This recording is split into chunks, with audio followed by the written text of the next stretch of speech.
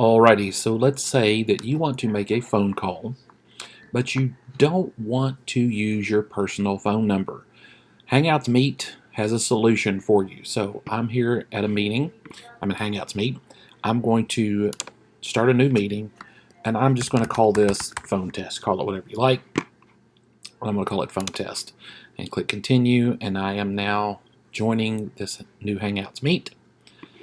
Things are firing up. I'm going to turn my camera off, and I'm going to click join now. So I'm in this meeting.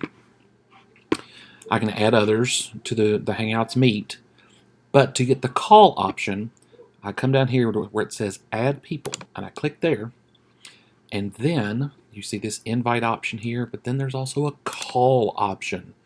You put in your phone number here that you want to call, and then hit the call button. It will call that phone number. The caller ID will show up as Hangouts Meet on the other person's phone, but you can have a phone conversation with that person using your computer without using your personal phone number through Hangouts Meet.